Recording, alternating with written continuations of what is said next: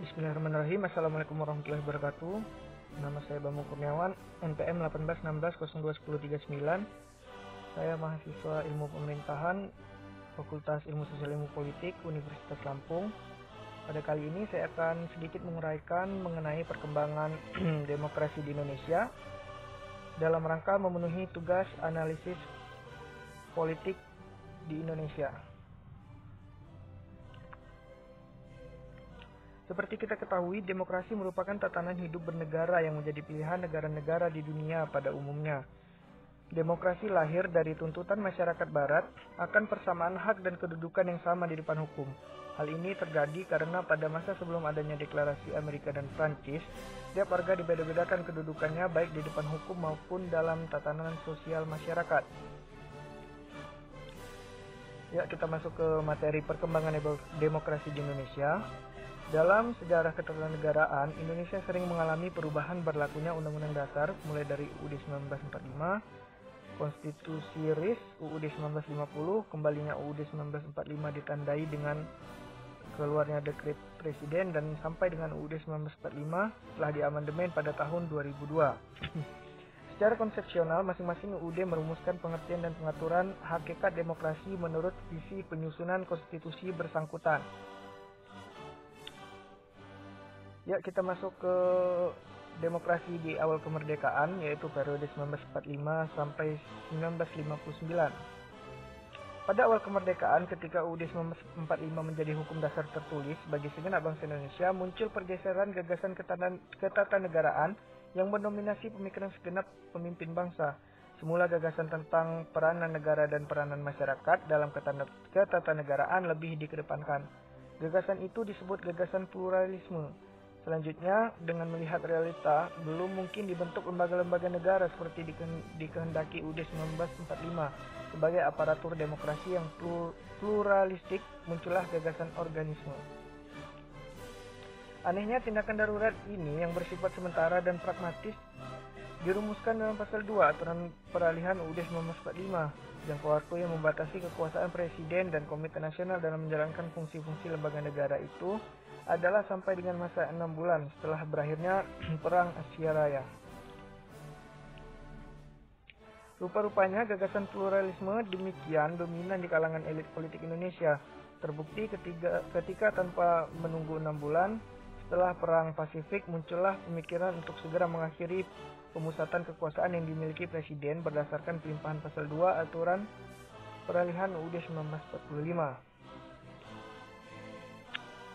Atas desakan tersebut, Wakil Presiden Muhammad Hatta atas nama Presiden mengeluarkan maklumat pemerintah nomor 10 tahun 1945 yang berisi seperti berikut. Maklumat pemerintah tersebut memuat diktum yang intinya sebagai berikut.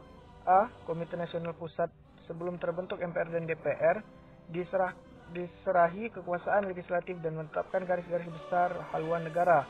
B. Menyetujui bahwa pekerjaan Komite Nasional Pusat sehari-hari berhubungan dengan gentingnya keadaan dijalankan oleh sebuah badan pekerjaan yang dipilih di antara mereka dan yang bertanggung jawab kepada Komite Nasional Pusat.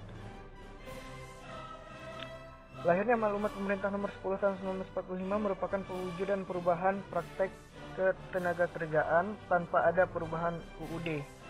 Makna pasal 2 aturan peralihan Undang-Undang 1945. Kemudian sejak tanggal 17 Agustus 1945, Konstitusi RIS digantikan oleh UUD 1950. Bentuk negara serikat berubah menjadi negara kesatuan. Sistem demokrasi liberal yang sebenarnya dimulai dari saat RI di bawah UUD 1950 akibat jatuh bangunnya kabinet menjadi pemandangan yang lazim. Menurut Rusdi Kartaprawira, selama periode 1950 sampai 1959, terdapat 7 kabinet. Hal itu berarti rata-rata umur kabinet kurang dari 15 bulan saja. Kenyataan seringnya kabinet silih berganti tersebut menimbulkan ketidakpuasan di kalangan politisi.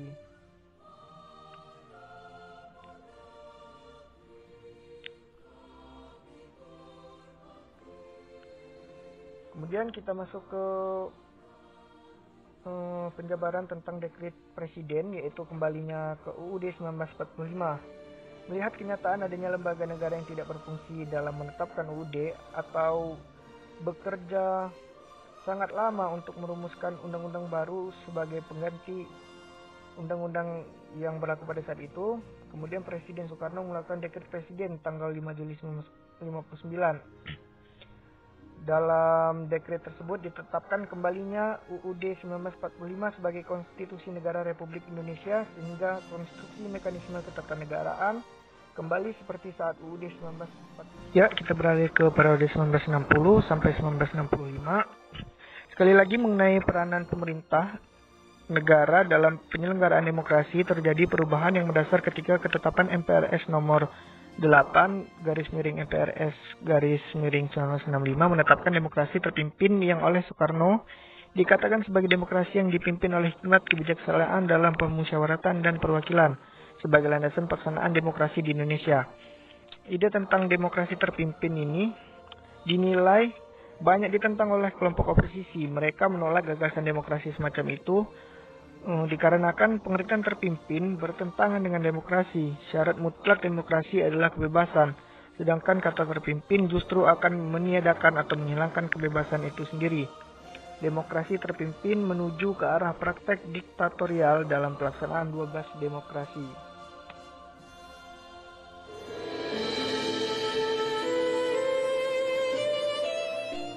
Kita masuk ke periode 1966 sampai 1998. Runtuhnya pemerintahan Soekarno selanjutnya digantikan oleh Soeharto di tahun 1968.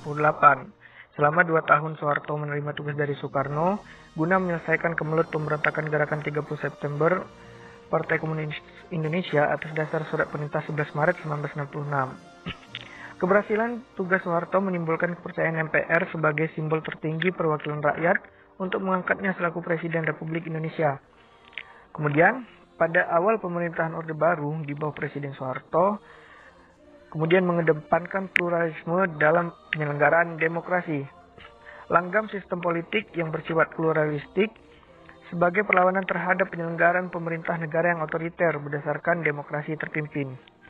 Kemudian, berdasarkan ketetapan MPR nomor 2/MPR/1983 tentang GBHN, demokrasi Pancasila diteguhkan dan Pancasila sebagai satu-satunya azas yang mewarnai sistem politik di Indonesia.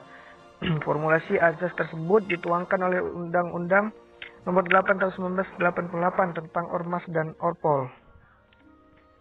Penyelenggaraan demokrasi pada masa ini bertumpu pada UUD 1945 setelah mengalami amandemen secara redaksional tugas. Fungsi dan wewenang DPR sebagai perwujudan aspirasi rakyat masih seperti pengaturan UUD 1945 lama. Perubahan hanya menyangkut sistematika pengaturan, tidak mengenai substansi materi pengaturannya. Pada dasarnya DPR mempunyai fungsi legislasi atau pengaturan dan pengawasan budgeting atau anggaran.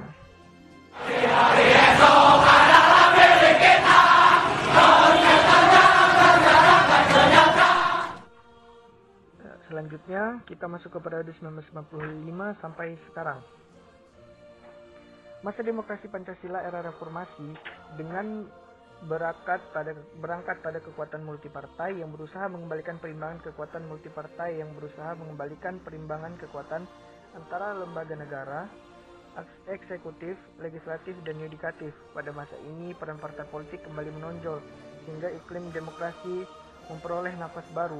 Jikalau esensi demokrasi adalah kekuasaan di tangan rakyat, maka praktik demokrasi tatkala pemilu memang demikian. Namun dalam pelaksanaan setelah pemilu, banyak kebijakan tidak mendasarkan pada kepentingan rakyat, melainkan lebih ke arah pembagian kekuasaan antara presiden dan partai politik dalam DPR.